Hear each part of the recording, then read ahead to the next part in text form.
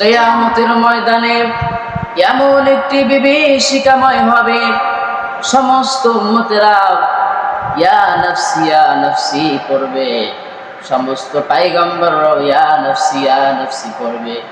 কিয়ামতের ময়দানে কেউ কারোর সঙ্গে সাক্ষাৎ পর্যন্ত করতে চাইবে না। সমস্ত উম্মতেরা দাঁড়িয়ে থাকতে থাকতে পা লেগে যাবে, পানির পিপাসায় কাতর হয়ে ছটফট করবে। সমস্ত উম্মতেরা বলবে, চলো আমাদের বাবা, আমাদের পিতা আদম আলাইহিস সালামের কাছে আমরা সুপারিশ চাইতে যাই।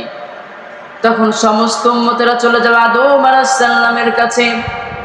তখন আদম আলাইহিস সালাম বলবে, আমার কাছে সে কোনো লাভ নাই, আমি তো ইয়া নফসি বলছি, আমি তো বাঁচার আত্মনাদ করছি। কারণ আল্লাহ রাব্বুল আলামিনের একটা নিষিদ্ধ গাছের ফল ভক্ষণ করেছিলাম, না জানি আল্লাহ রাব্বুল আলামিন আজ আমার সঙ্গে কি দুর্ব্যবহারটাই না করে। তোমরা চলে যাও আমার ছেলে নূহ আলাইহিস সালামের কাছে। সমস্ত উম্মতেরা তখন নূহ আলাইহিস সালামের কাছে যাবে। নূহ আলাইহিস সালাম একই কথা বলবেন, আমার কাছে বসে কোনো লাভ নাই, আমি তো ইয়া নফসি বলছি, আমি তো বাঁচার আত্মনাদ করছি। কারণ আমি আমার কওমের প্রতি বদদোয়া করেছিলাম, না জানি আল্লাহ রাব্বুল আলামিন আজ আমার সঙ্গে কি দুর্ব্যবহারটাই না করে। তোমরা চলে যাও মূসা আলাইহিস সালামের কাছে। সমস্ত উম্মতরা তখন মূসা আলাইহিস সালামের কাছে যাবে। মূসা আলাইহিস সালাম একই কথা বলবেন, আমার কাছে সে কোনো লাভ নাই, আমি তো ইয়া নফসি বলছি, আমি তো বাঁচার আত্মনাদ করছি।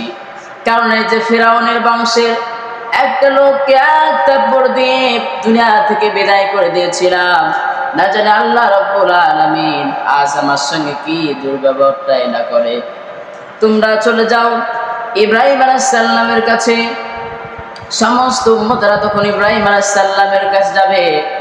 ইব্রাহিম আলাইহিস সালাম একই কথা বলবেন, আমার কাছে সে কোনো লাভ নাই, আমি তো বাঁচার আত্মনাদ করছি, ইয়া নফসি বলছি। তোমরা চলে যাও ঈসা আলাইহিস সালামের কাছে। সমস্ত উম্মতরা তখন ঈসা আলাইহিস সালামের কাছে যাবে। ঈসা আলাইহিস সালাম একই কথা বলবেন, আমার কাছে সে কোনো লাভ নাই, আমি তো ইয়া নফসি বলছি, আমি তো বাঁচার আত্মনাদ করছি। কারণ এই যে খ্রিস্টানেরা, তারা আমি আল্লাহর সন্তান মনে করে, আমার মা মরিয়ম তাকে মনে করে আল্লাহ রাব্বুল আলামিনের স্ত্রী। না জানি এই কারণে আল্লাহ রাব্বুল আলামিন আজ আমার সঙ্গে কি দুর্ব্যবহারটাই না করে। তোমরা চলে যাও নবীদের নবী রাহমাতাল লিল আলামিনের কাছে চলে যাও। সমস্ত উম্মতরা তখন মুহাম্মদ রাসূলুল্লাহ সাল্লাল্লাহু আলাইহি সাল্লামের কাছে চলে যাবে।